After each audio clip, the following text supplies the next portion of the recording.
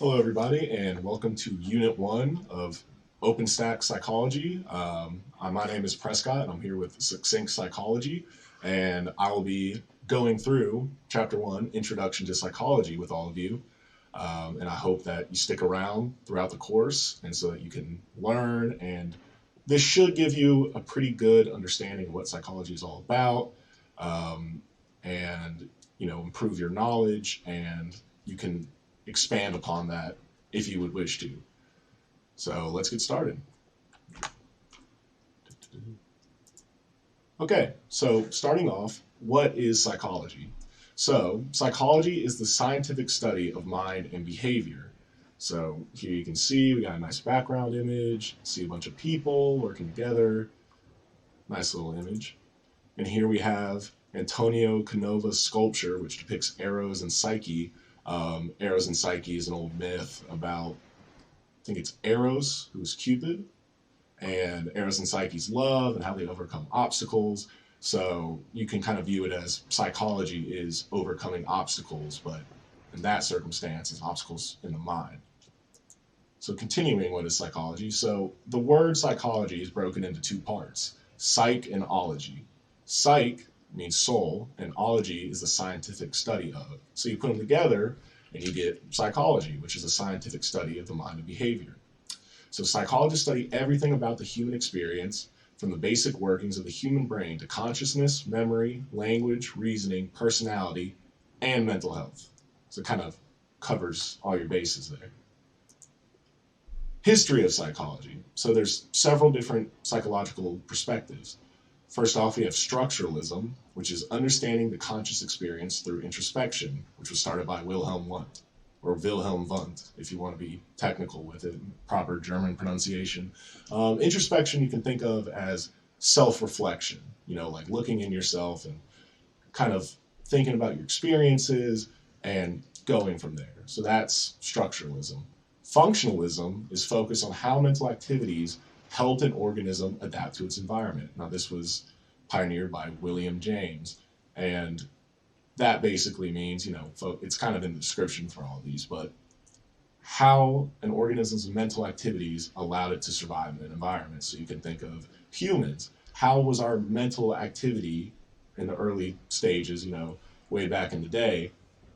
How were we able to survive when there's so many predators and things stronger than us? Well, we had a better capacity for mental activity, which allowed us to adapt to our environment and thrive. All right. Then we have psychoanalytic theory, which focuses on the role of the unconscious in affecting conscious behavior. And I'm sure you've all, at least in passing, heard about this. It's pretty famous, and the guy who came up with it, Sigmund Freud, is also pretty famous. Unconscious. And we'll go more into all of these. I'm not just telling you this brief description. We go more into detail in a little bit. So then we have Gestalt Psychology, which focuses on humans as a whole rather than individual parts. So Wertheimer, Kafka, and Kohler. Next, we have behaviorism, which focuses on observing and controlling behavior, which is Pavlov, Watson, Skinner. And I would love to go more into each of these right now, but like I said, we're going to get to it, so don't worry about that. Next, and finally, we have humanism, which emphasizes the potential for good that is innate to all humans. Abraham Maslow and Carl Rogers. Good old Carl Rogers. So let's go more into detail about each of these different psychological perspectives. So first, we have Wilhelm Wundt, structuralism. So here you can see him, nice little picture. Wilhelm Wundt is credited as one of the founders of psychology. He created the first laboratory for psychological research. Nice. Wundt emphasized structuralism. He focused on understanding the structure and characteristics of the mind through introspection. Again, looking into yourself and kind of evaluating your mental processes. So, introspection, process by which someone examines their own conscious experience in an attempt to break it into its component parts. So I'll use myself for an example. Sometimes I do things just on the spur of the moment, and then I'm like, okay, and later I might regret it. And so then I look back at myself and I'm like, okay, what led me to make this decision? and do what I did. That's introspection. Going on, William James and functionalism. So, William James, shown here in a self-portrait, it's a good portrait, was the first American psychologist, not the first psychologist, the first American. James drew from the functionality of cognitive processes, establishing functionalism. Now, functionalism emphasized how mental activities contributed to basic environmental survival, which I kind of told you about already, so I won't beat a dead horse. Next, we have Sigmund Freud. Here's good old Freud here, and a general introduction to psychoanalysis, which was written by him. Sigmund Freud was a highly influential figure in the history of psychology. One of his many books, A General Introduction to Psychoanalysis, shared his ideas about psychoanalytical therapy and was published in 1922. Continuing, Sigmund Freud, in his psychoanalytic theory, Sigmund Freud founded psychoanalytic theory, a perspective which dominated clinical psychology for many decades. He studied hysteria and neurosis. So, hysteria is seizures, kind of freaking out, that sort of thing. And neurosis can actually lead to hysteria. It covers a wide range of things. So I won't get too much into that right now. All right. So Freud theorized that many of his patients' problems arose from the unconscious mind. And he believed that one way the unconscious mind could be accessed was through dream analysis. So psychoanalytic theory focuses on the role of a person's unconscious and early childhood experiences. So, and I'm sure you might have heard about this, but Freud really emphasized your dreams have deeper meaning than just being dreams. There's something going on that your brain is trying to tell you. That's kind of psychoanalytic theory.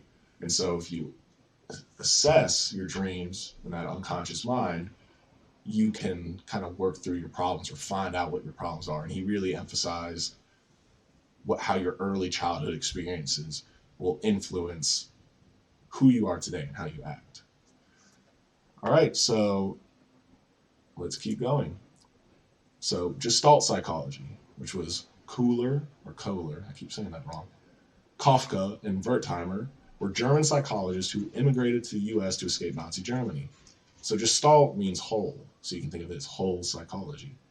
Now, it was based on the idea that although a sensory experience could be broken down into individual parts, like, me touching a table, that's an individual, separate experience that I'm experiencing. So it can be broken down into individual parts, and how those parts relate to each other as a whole is often what the individual responds to in perception. So ideas of Gestalt continue to influence research on sensation and perception. So here's Kohler, Kafka, and Wertheimer. And continuing, Ivan Pavlov. I love this guy. I find classical conditioning to be very interesting. So Ivan Pavlov, he discovered the concept of classical conditioning. So classical conditioning is depicted here in this picture. And Pavlov studied conditioned reflexes in which an animal produced a reflex, unconscious, response to a stimulus. So in this case, the unconscious response was salivating in the presence of food, which food is a stimulus. And over time, was conditioned to produce the response to a different stimulus, so salivating to the sound of a bell, that the experimenter associated with the original stimulus. Food and bell became associated. And so here's a nice little graph for us. So step one, before conditioning, the unconditioned response of the dog is to salivate in response to the unconditioned stimulus of the food. That's just what dogs do. And step two is also before conditioning. So the bell ringing is a neutral stimulus, and there's no conditioned response yet from the dog, so it doesn't salivate. It's just like, why is the bell ringing? And then during conditioning, they combine the neutral stimulus with the unconditioned stimulus to produce the salivation response, an unconditioned response from the dog. So the dog sees the food while the bell is ringing, and it salivates because of the food, not because of the bell yet. And finally, after conditioning, after they do step three enough, you can ring the bell, which has become a conditioned stimulus, it's no longer neutral, to produce a conditioned response, which is a salivation. It's conditioned because they condition the dog to salivate to the bell. So I find all that very interesting, and you can see a lot in your life how we kind of constantly condition ourselves and others and completely unaware that we're doing it. So that's all I have for this part. I hope you guys found this to be very informative and interesting, and I will see you guys in part 2 of Unit 1. Have a good day.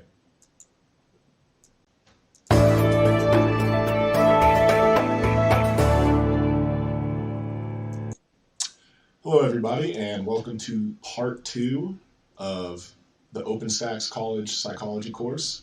My name is Prescott, and I'm here at Succinct Psychology, and I will be walking you through this yet again. So hopefully you don't get bored of me, and we can continue going.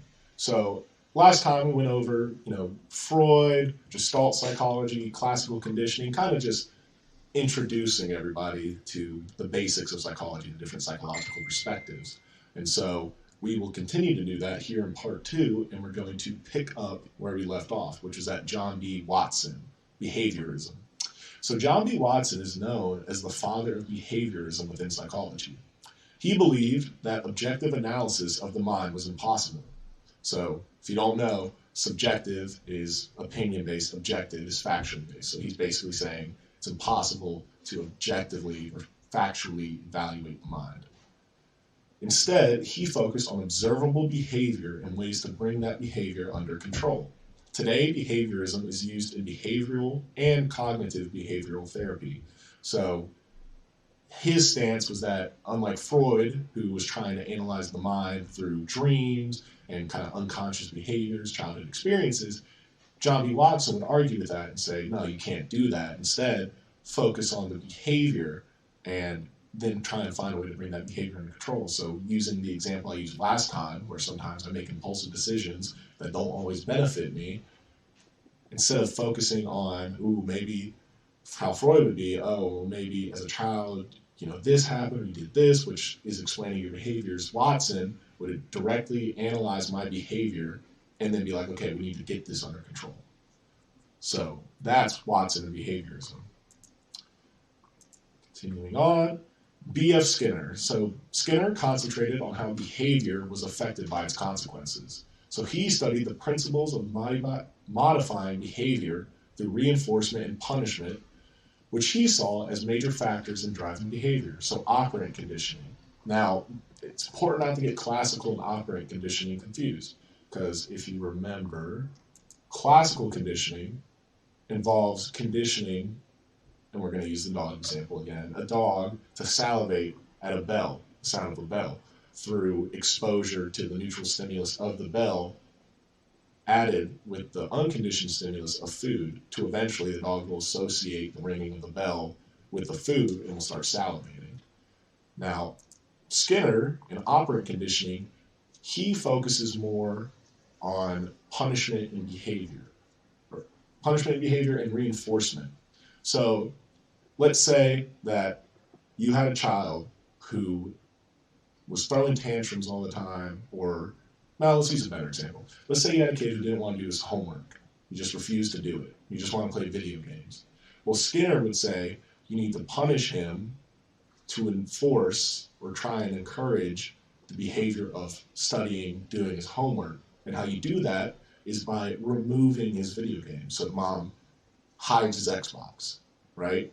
Punishment is when you remove a stimulus. Reinforcement is when you add a stimulus. So reinforcement would be like giving a little kid a lollipop for getting an A on their math homework, right? So that's the key difference. Classical conditioning is training somebody or something to respond to a neutral stimulus, and operant conditioning is training somebody to behave a certain way through either reinforcement or punishment. Key difference there. Just make sure you don't get it confused. And here we have Skinner, a little example of, pretty sure I remember this, the rat, certain light would flash, and there's a speaker, rat pushes a lever and gets food based on if he follows the cues correctly. Continuing on, Abraham Maslow, humanism. So here we have a nice graph of Maslow's hierarchy of needs, and we'll go more into this in a second. So Maslow proposed a hierarchy of human needs in moderating behavior, or motivating behavior, my bad. Maslow asserted that so long as basic needs necessary for survival were met, so, food, water, shelter, we all need that, higher level needs, example, social needs, social acceptance, would begin to motivate behavior.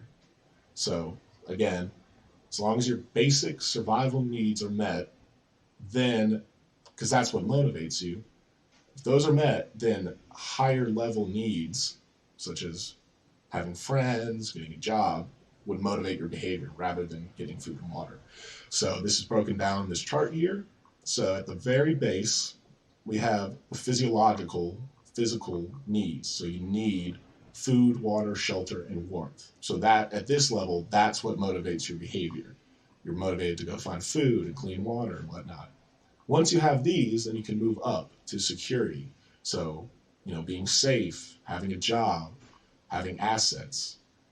So those start to motivate your behavior once these are met. And that's how this whole pyramid goes. Once this level is met, then your behavior is influenced by the next level, and so on and so forth. So social, so family, friendship, intimacy, feeling belonged, like you belong somewhere, that motivates your behavior. Esteem, so your self-worth, feeling of accomplishment, feeling of confidence, motivates your behavior. And at the very top, self-actualization, so inner fulfillment. You feel fulfilled with yourself. You feel content with who you are and how you behave. So that's humanism. Continuing, Carl Rogers' humanism. Carl Rogers developed a client-centered therapy method that has been influential in clinical settings.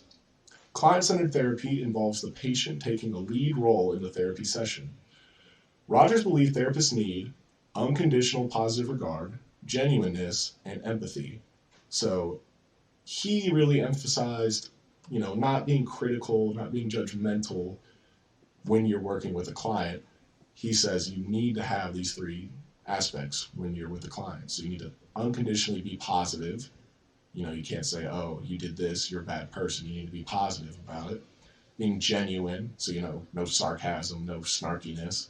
And having empathy, or being able to feel what your client is feeling. If they're depressed, you can understand that, and you feel for them, basically.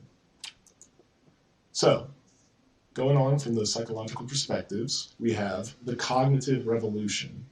So, by the 1950s, new disciplinary perspectives in linguistics, neuroscience, and computer science were emerging.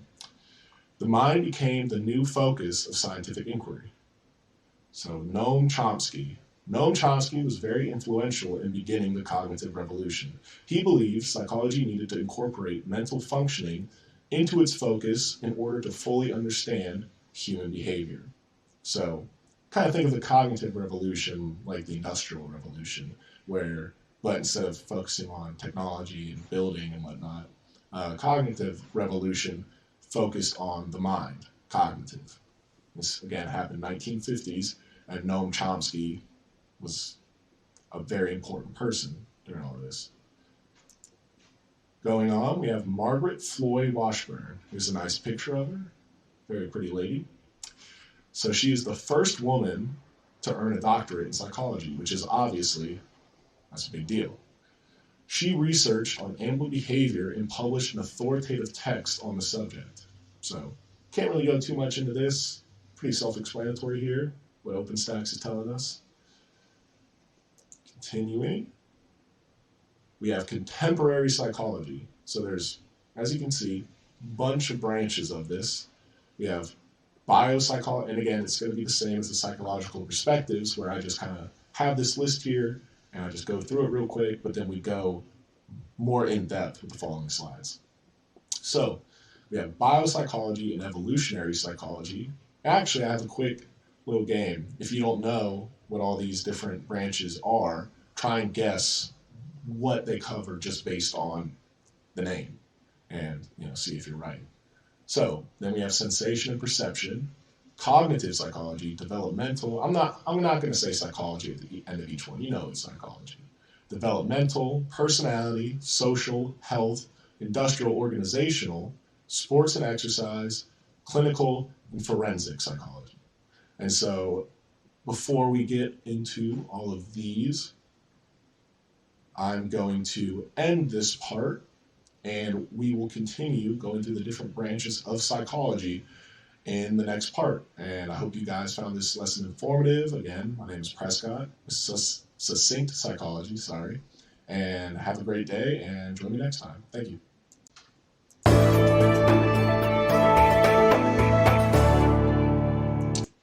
Hello, everybody. Welcome to Unit 1 of OpenStack's Psychology Introduction course. My name is Prescott, and I'm here at Succinct Psychology, and as per usual, I'll be walking you through. So last time we went through and talked a little bit about the cognitive revolution, the different perspectives, finished that up. So now, and this is where we left off last time, part 2, we are going to go more in depth into all these different branches of psychology. So, without further ado, let's get going. So, starting off, biopsychology. Biological psychologists study how the structure and function of the nervous system generate behavior. Research can include sensory and motor systems, sleep, drug use and abuse, ingestive behavior, reproductive behavior, neurodevelopment, plasticity of the nervous system, and biological correlates of psychological disorders. So, pretty broad field here, but it's mainly focused on your nervous system, your senses. You can see here, central nervous system, CNS, which is just your brain and spinal cord, and then the peripheral nervous system, which is everything else, all your nerves and bones and whatnot, all that good stuff. So next we have sensation and perception. This area of study focuses on both physiological aspects of sensory systems and the psychological experience of sensory information. Sensation is sensory information, so sight, sound, touch, smell, the 5 senses. Then we have perception, which is the experience of the world, which is influenced by where we focus our attention, our previous experiences, and our cultural backgrounds. So, here's an example of perception and sensation, because sensation, the sense, is your eyesight, what you're using to watch right now, and your ears, what you're using to hopefully be listening to me as I explain this. But your perception kind of goes on in your head, like it says. It's where you focus your attention, your previous experiences, cultural backgrounds, they all have an influence on your perception. So here we have a picture. So when you look at the picture, do you see a duck or a rabbit? That's the question. So the sensory information remains the same. Ooh, whoops, didn't mean to do that. So your sensory information remains the same, but your sense is you're seeing this picture, but your perception of the picture can be very different from my own. So if you see a rabbit, I see a duck when I first look at it. But if I kind of tilt my head and squint, I can see the rabbit. So that's my perception versus your perception. See? So that's sensation perception. Then we have developmental psychology. So developmental psychology studies the physical and mental attributes of aging and maturation. This can include various skills that are required throughout growth. So moral reasoning, your cognitive skills, and your social skills. Jean Piaget, I think I'm saying that right, forgive me if I'm not, is famous for his theories regarding changes in cognitive ability that occur as we move from infancy to adulthood. So I actually took a course that was all about developmental psychology, and if you're interested, I would highly recommend it. It's a very interesting topic because it really goes into, as we age, how does our morals develop, come into place, influence us? How do our brains change? Our IQ change over time, the way we think, and then how do our social skills? How do we change over time? You might not be. I know for me, I was very social when I was younger, but as I've gotten older, I've become much more reserved. So that's mostly developmental psychology. That's kind of what it encompasses. So then we have personality psychology. So personality psychology focuses on behaviors and thought patterns that are unique to each individual. Studies in the field include conscious and unconscious thinking and identifying personality traits. So here we have the 5-factor model. So each of the dimensions of the 5-factor model is shown in this figure. The provided description would describe someone who scored highly on that given dimension. Someone with a lower score on a given dimension could be described in opposite terms. So keep doing that, my bad. So here you have your 5 traits. So we're not going to go through all of these, but if you want to, feel free to pause the video and take a closer look. So just using this one, openness. So your imagination, feelings, actions, and ideas. So if you have a low score, you would be considered practical, conventional, and you prefer routine, like everything being locked in place. Now, if you have a high score on the openness trait, you're curious, you have a wide range of interests, and you're independent. You don't need somebody to tell you what to do. So that's the personality psychology and the 5-factor model. Next, we have social psychology, which is how individuals interact and relate with others and how interactions can affect behaviors. So we have prejudice, attraction, interpersonal conflicts, and obedience. And this is very important right now with the way things are going in our society recently, how everybody's reacting to each other and treating each other. It's covered by social psychology. It's very important. Then we have health psychology. It's the branch that focuses on how individual health is directly related or affected by biological, psychological, and socio-cultural influences. The biopsychosocial model suggests that health/illness is determined by an interaction of these 3 factors. So here we have, you have your biological factors, your social, and your psychological. So pretty self-explanatory. Biological is your body, social is how you interact with other people, how that influences your health, and then you have psychological. So inner thought processes, the stuff that we're talking about right now. Next, we have clinical psychology, which focuses on diagnosis and treatment of psychological disorders and problematic patterns of behavior.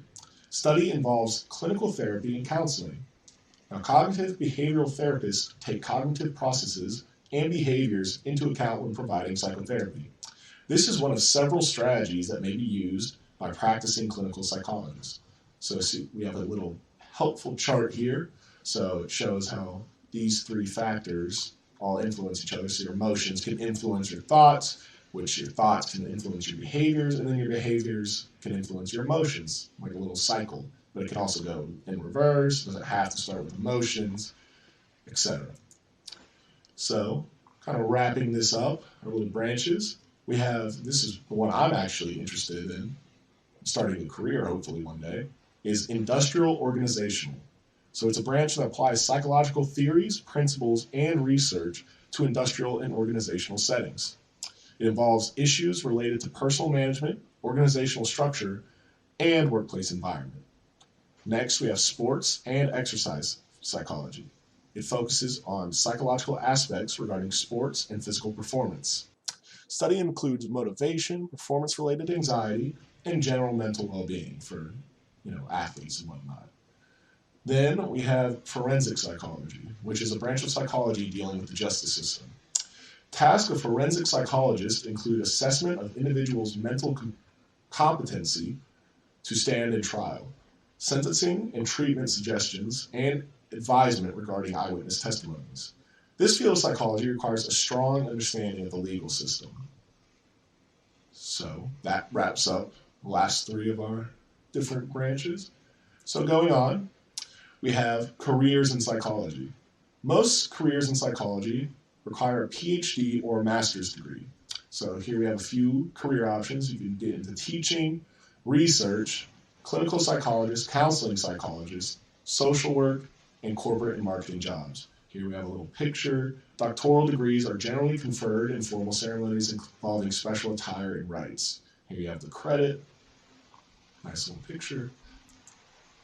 Here we have a nice chart describing the employment in different sectors. So this is from 2009. It's percent of psychology doctorates employed in different sectors. So with the, I guess you could say it's green. We have university, 26% employed. Hospital or health service, 25%. Government/VA medical center, 16%. Business or nonprofit is 10%. Other educational institutions, 8%. Medical schools, 6%. And independent practice, 6%. So there's the source there. Individuals earning a PhD in psychology have a range of employment options, as you can see here. And finally, wrapping up our nice little unit, we have job opportunities. So here are some top occupations employing graduates with a BA in psychology. This is from Fogg, Harrington, and Shatkin, 2012. So ranking number 1, we have mid and top level management, so executive administrator. Number 2, sales. 3, social work. 4, other management positions. 5, human resources, so personnel and training. 6, other administrative positions. 7, insurance, real estate, and business. 8, marketing and sales. 9, healthcare, so nurse, pharmacist, therapist. And 10, finance, so accountant, auditor. Well, everybody, that wraps up Unit 1 of the OpenStax Psychology textbook. Let's see. Pull it back up for you guys. So that's Chapter 1, Introduction to Psychology. Again, it's OpenStax. And my name is Prescott with Succinct Psychology. And I hope you guys enjoyed this unit. Hope you found it educational. And I hope you continue to watch the series as we go through this nice little textbook. So, everybody, have a great day, great week, and stay safe, and I'll see you next time. Thank you.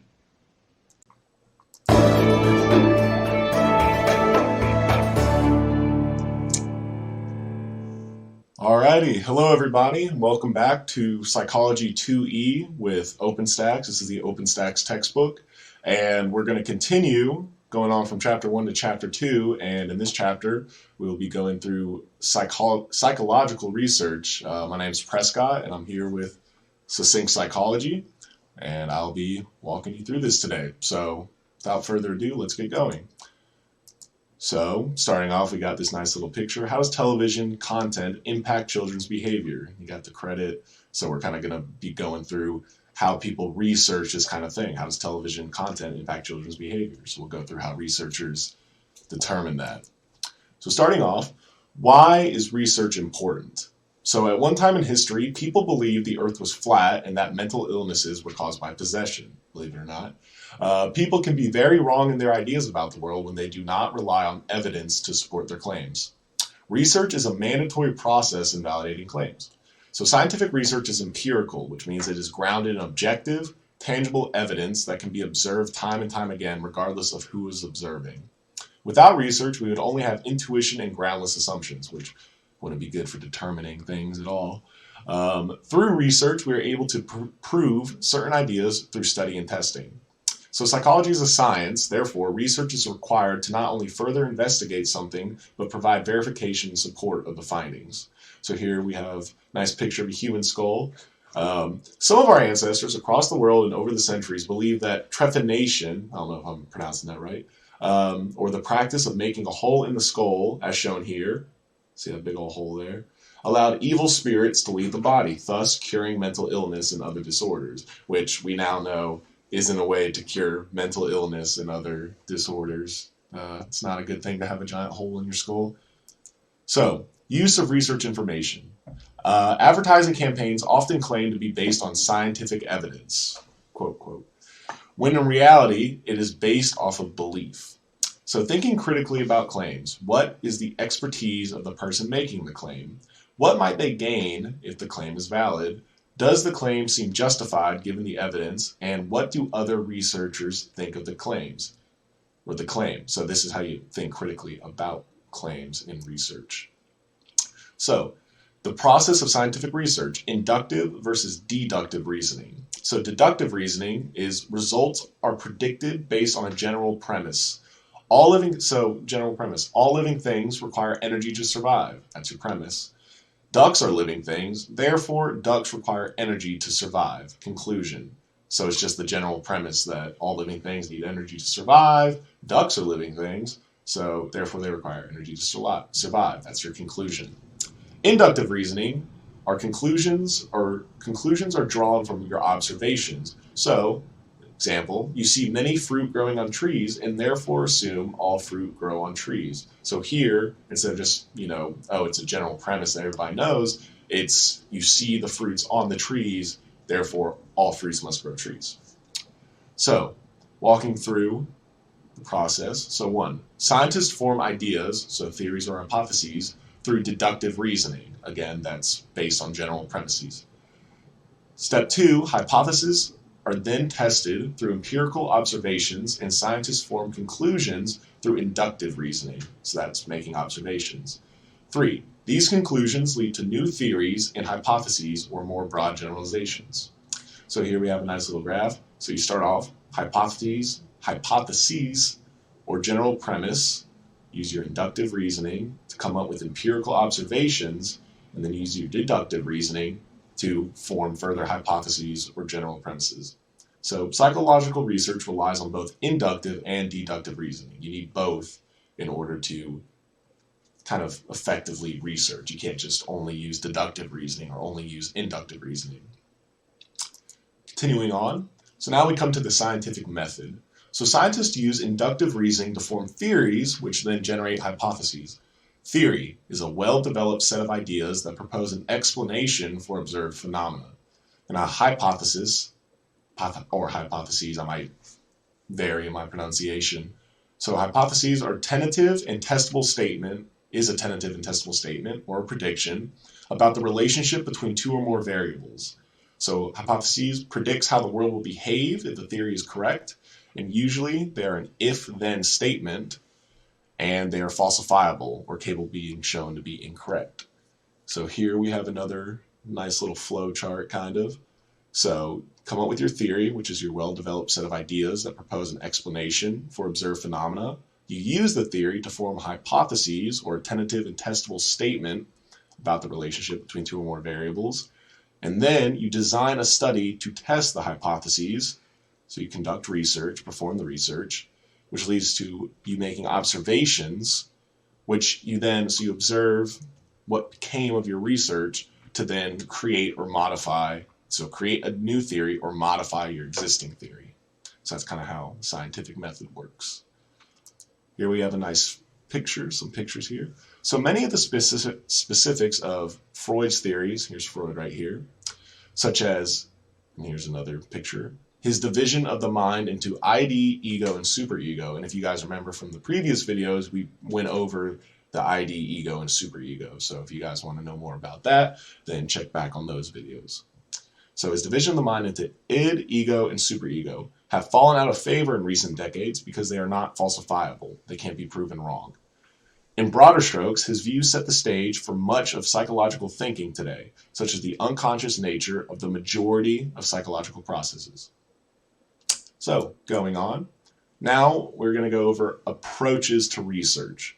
So, briefly going over, we have clinical or case studies, naturalistic observation, surveys, archival research, and longitudinal and cross-sectional research.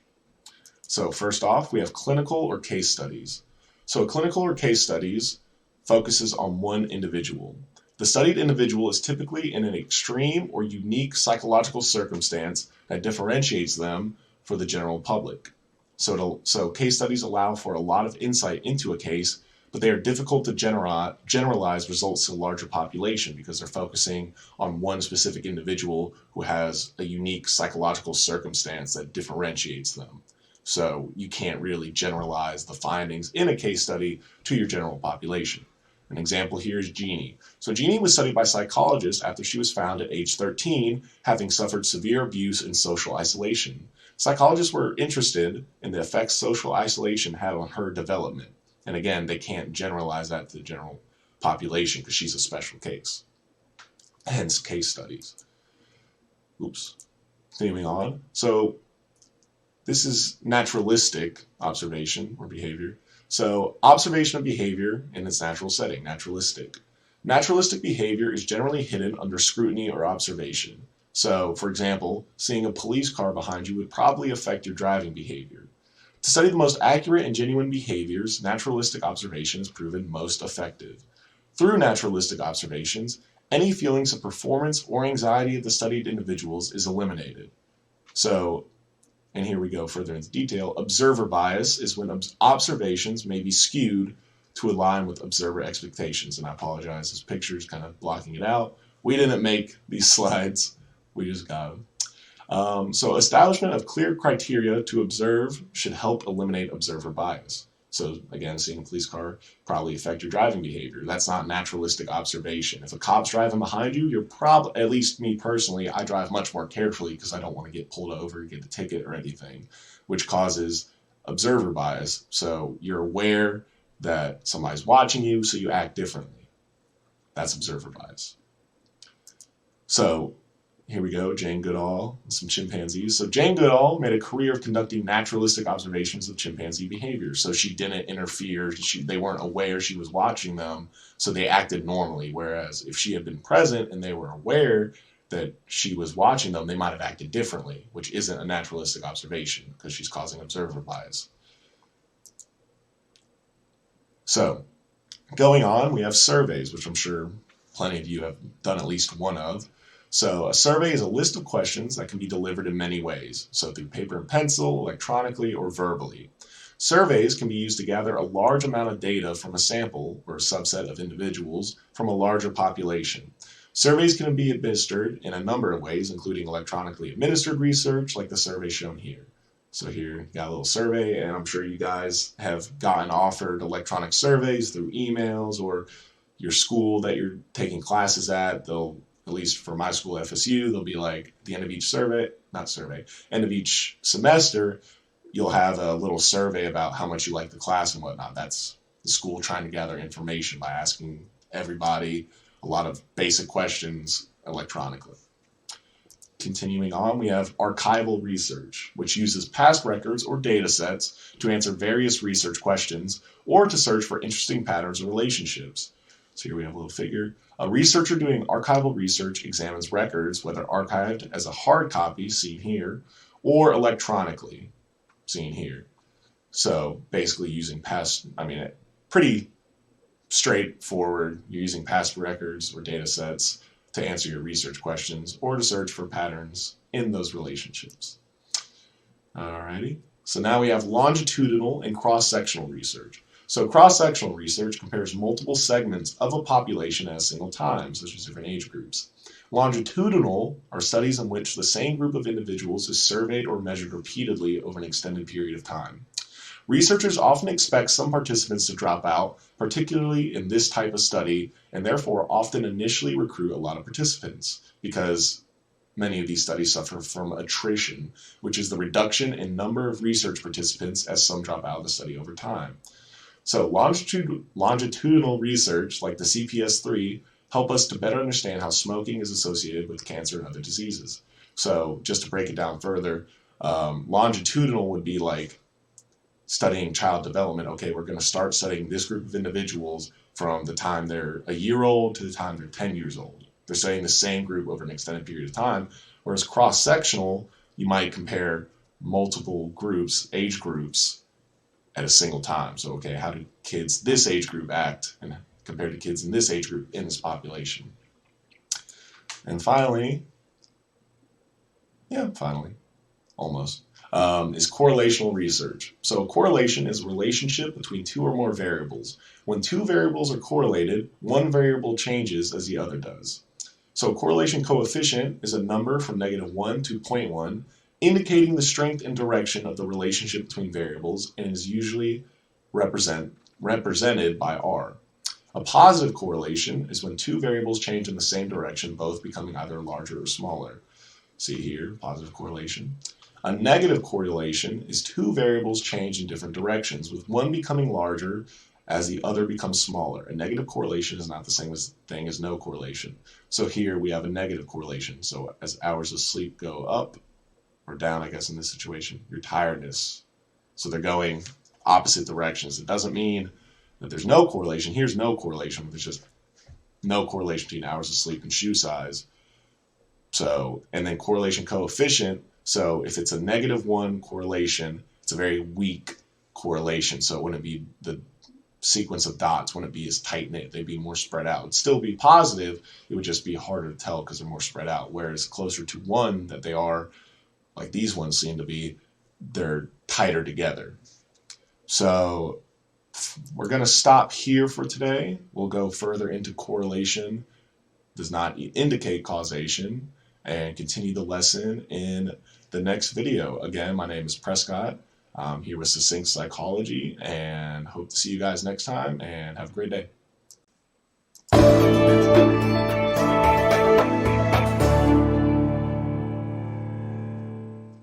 All right, everybody, welcome back. This is part 2 of chapter 2 of the OpenStax online psychology textbook.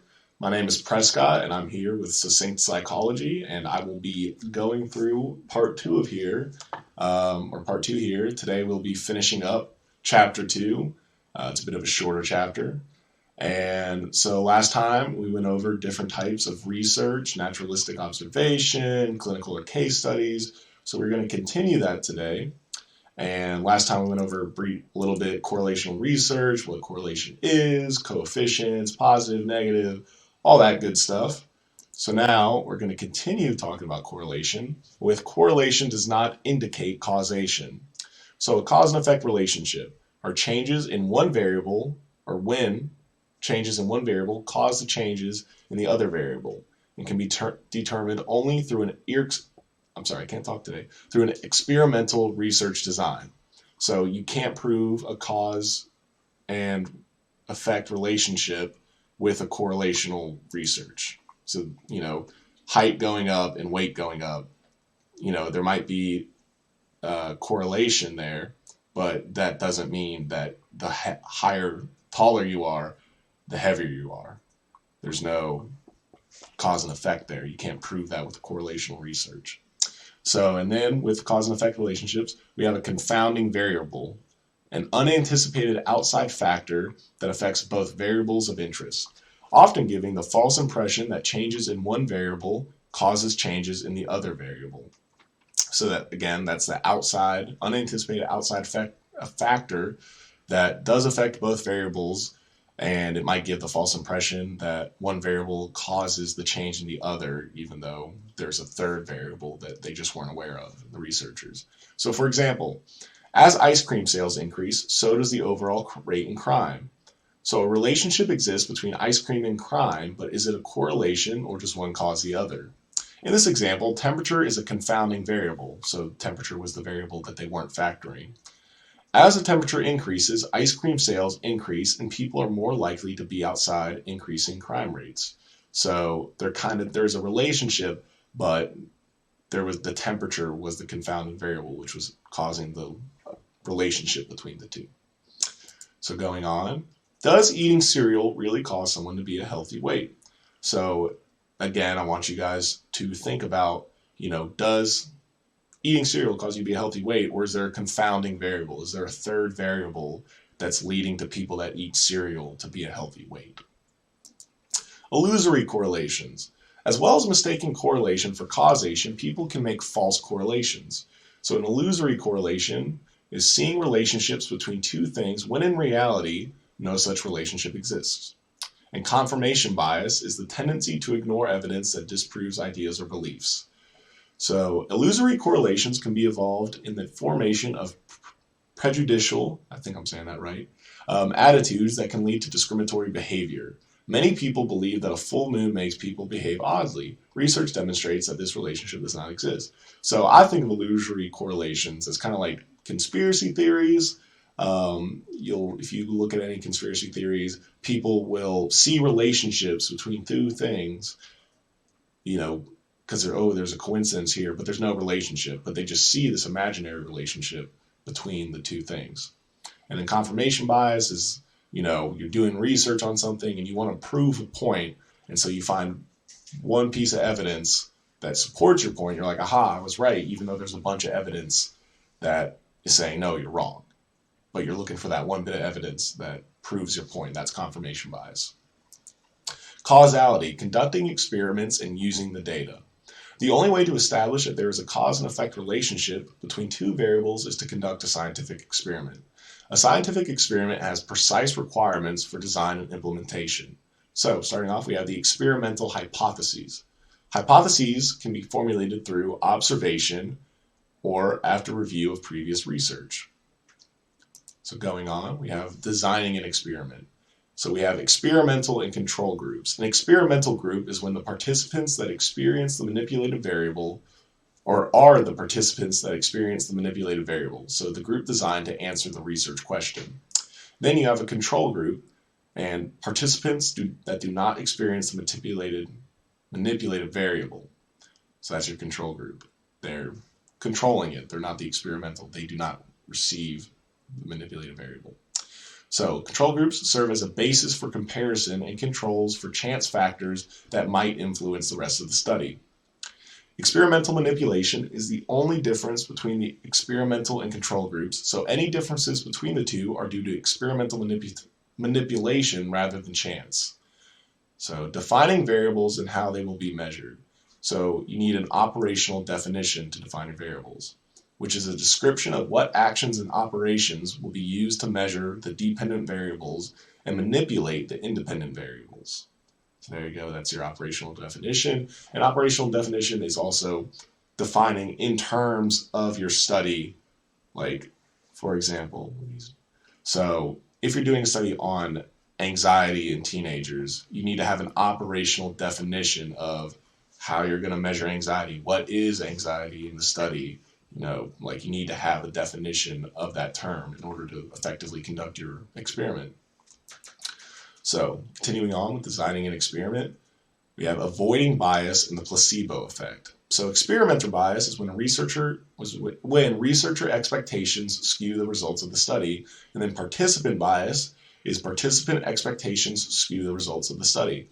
So, pretty self-explanatory. So, researcher expects to get certain results, and once they get all the results in, their expectations can skew the results. And same thing for participant bias. So to avoid this, we have a single blind study, which an experiment in which the researcher knows which participants are in the experimental group and which are in the control group, but participants do not. So it controls for participant expectations. It removes this problem. Then we have a double-blind study, which is an experiment in which both the researchers and the participants are blind to group assignments. So it controls for both participant bias and experimenter bias, or expectations. Then we have the placebo effect, which is people's expectations or beliefs influencing or determining their experience in a given situation. So this happens when people are given a pill to improve their mood, their mood may increase just because they believe it will. Or to know if a medication is really having an effect or whether there's a typo there, the placebo effect, the experimental group received the medication and the control group received a placebo treatment or a sugar pill. This is a double-blind study. Any differences between the groups will be due to medication. So to avoid the placebo effect, you can't tell somebody, even if it's a sugar pill, that, this is this drug, because you have the potential for the participants, and this happened in numerous studies, convince themselves that they're under the influence of the drug or experiencing what the experimental group is actually experiencing, but their brain's just tricking them into thinking it. Here we have a figure providing the control group with a placebo treatment protects against bias caused by expectancy. There you go. So next we go on to variables. So an independent variable is a variable that is influenced/controlled by the experimenter. Ideally, this should be the only important difference between the experimental and control group. And then you have a dependent variable, which is a variable that the researcher measures to see how much effect the independent variable had. Here we have an example. So the independent variable is the type of television program viewed. So here we have, looks like Rambo shooting a machine gun. Oh, whoops, I did not mean to go down. Which the independent variable influence change in the dependent variable, which is the violent behavior displayed from children watching a violent program. So see, there we go, more in detail down there at the bottom. All right, so how do researchers go about selecting participants for their studies? So, definition of participants are subjects of psychological research. So populations are too large for a researcher to include everyone, so you have to use a sample. So a sample is a subset of individuals selected from the larger population, and a population is the overall group of individuals that the researcher is interested in, e.g. college students. Now, a random sample is a subset of a larger population in which every member of the population has an equal chance of being selected. This form of sampling is preferred because more likely that selected participants will be representative of the larger population, so sex, ethnicity, social economic status, etc., etc. So here we have a little figure. Researchers may work with A, a large population, or B, a sample group that is a subset of the larger population. So that's how researchers select the participants. So now, assigning participants to groups, experimental or control. So random assignment is a method of experimental group assignment in which all participants have an equal chance of being assigned to either group. So this can be achieved using statistical software or by simply flipping a coin. And it prevents systematic differences between groups such as gender or age. Without random assignment, an experiment cannot find a true cause and effect relationship. Any relationship could be due to pre-existing differences between the groups. Random assignment helps to avoid pre-existing systematic differences so that any significant differences between groups can be said to be the result of the manipulation. So, again, I can't really talk too much about this because it goes pretty in-depth and explains what exactly random assignment is. Now, there's some issues to consider. First off, we have manipulating variables. As stated, random assignment is required to state causation. Once randomly assigned, each group is then manipulated in some way. However, some experimental designs are more complicated. So an example is the effect of sex, male/female, on spatial memory. So sex is your independent variable and it cannot be manipulated. So males and females cannot be randomly assigned. This kind of an experiment is therefore called quasi-experimental or almost experimental. A cause and effect relationship cannot be determined from a quasi-experimental experiment. And then you have to consider ethics. Some questions cannot be answered using experimental design because they would be unethical. So example, the effect of experiencing abuse as a child on levels of self-esteem. So obviously you cannot randomly assign participants to receive abuse because that's unethical.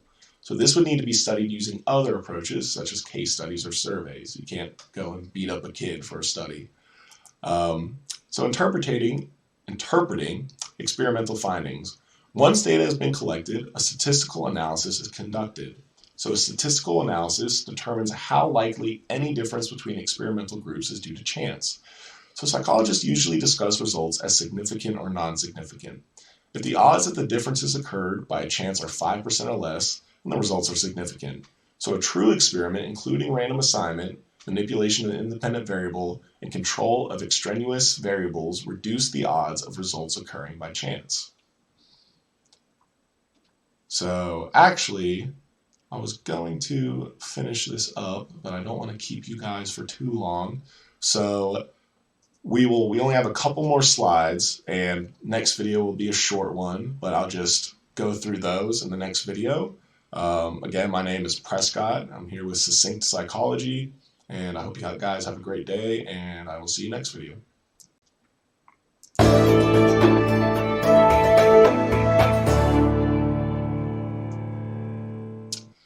Welcome back, everybody, to Chapter 2 of the OpenStack Psychology textbook. My name is Prescott. I'm here with Succinct Psychology, and this is going to be a short video because we're just going to be finishing up Unit 2, talking about different research methods and experiment methods and problems, all that good stuff. So, without further ado, let's get going. Last video, talked about some issues to consider when conducting research, variables, selecting participants, placebos, designing your experiment, all that fun stuff. So, continuing on, we have interpreting experimental findings. So once data has been collected, a statistical analysis is conducted. So a statistical analysis determines how likely any difference between experimental groups is due to chance. Psychologists usually discuss results as significant. Oh wait, I went through this last video, but we'll keep going.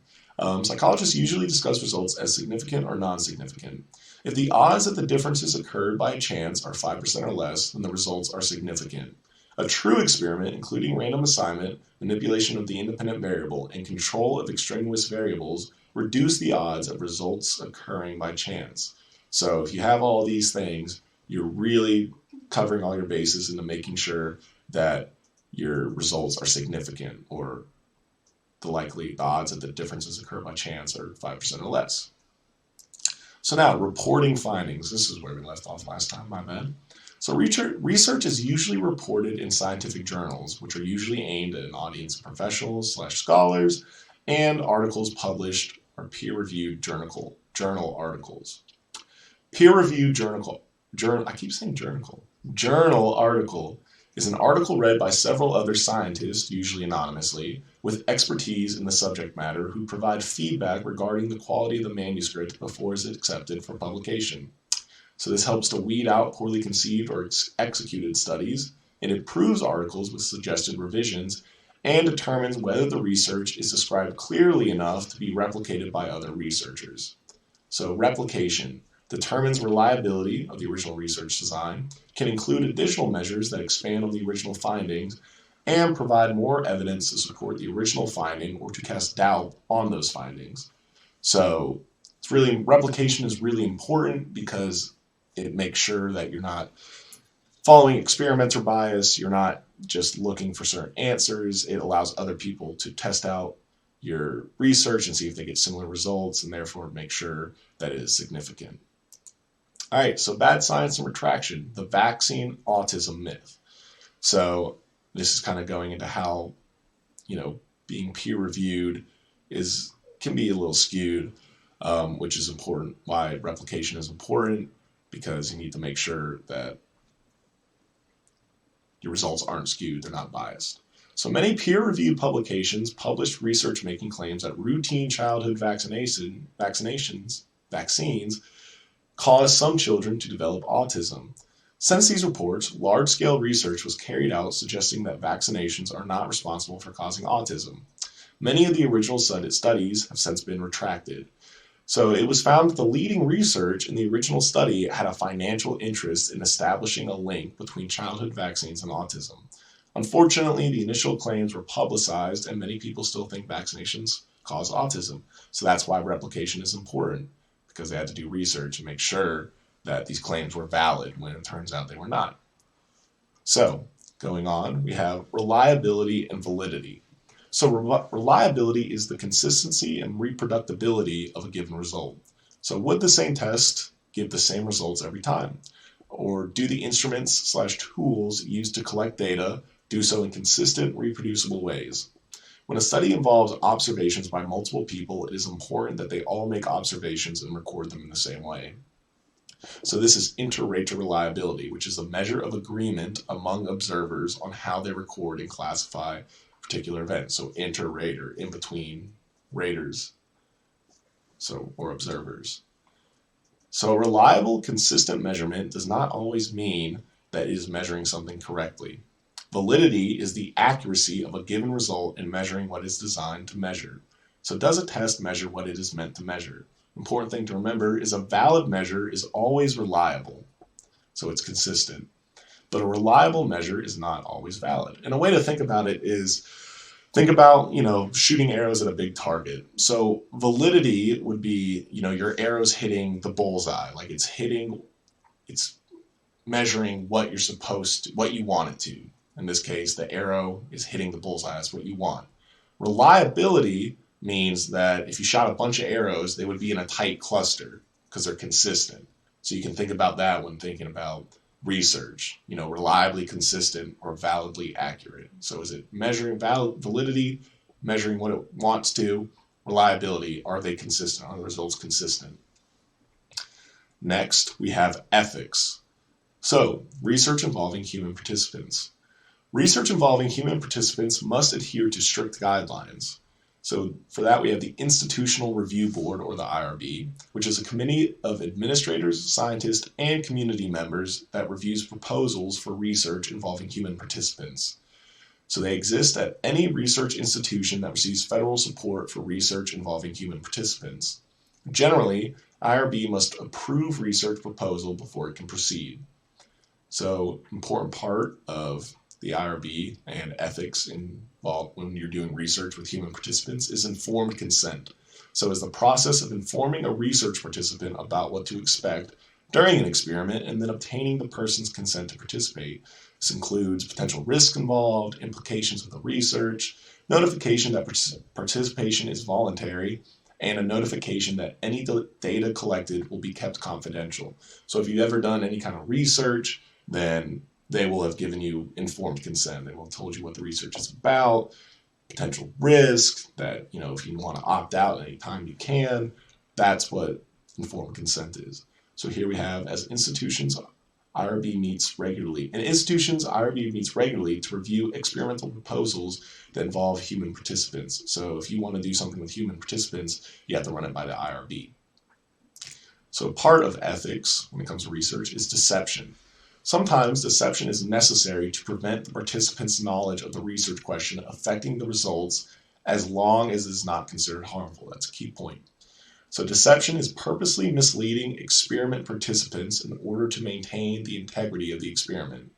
And debriefing is when an experiment involves deception, the participants are told complete and truthful information about the experiment at its conclusion. So if you're going to use deception, you have to use debriefing. You can't deceive somebody and then just not tell them. And an example of when researchers did this, they did not use debriefing, was the Tuskegee syphilis study. So ethical guidelines have not always existed, obviously. In 1932, participants were recruited in an experiment studying syphilis in black men. The participants that tested positive were not informed that they had the disease. Although no cure existed at the beginning of the study, a cure was found in 1947 in the form of penicillin, but it was not administered to participants. So many participants unknowingly spread the disease and many died. And that's because they weren't debriefed. They were deceived, and they were also not debriefed, which is nowadays a huge violation of the IRB's ethics with human research subjects. And finally, with ethics, we have research involving animal subjects. So 90% of psychological research involving animal subjects uses rodents or birds. Animals make good substitutes because many of their basic processes are sufficiently similar to those in humans. Animals are used when the research would be unethical in human participants, and researchers must still aim to minimize pain or distress, so you can't go and torture cute little animals, thankfully. Institutional Animal Care and Use Committee, or the IACUC, is a committee of administrators, scientists, veterinarians, and community members that reviews proposals for research involving non-human animals. So rats, like the one shown here, often serve as subjects of animal research. So the IACUC is the animal version of the IRB, both with human research subjects and animal research subjects. There's ethical guidelines. You can't just do whatever you want to either. That's not ethical. And that concludes Unit 2 of the OpenStax Psychology textbook. I hope you guys found these videos very informative and that you continue to watch, because I'm really enjoying doing this. I hope you guys are enjoying following me along for the ride. Again, my name is Prescott. I'm here with Succinct Psychology, and I hope everybody has a great day, and I will see you next time. Bye-bye.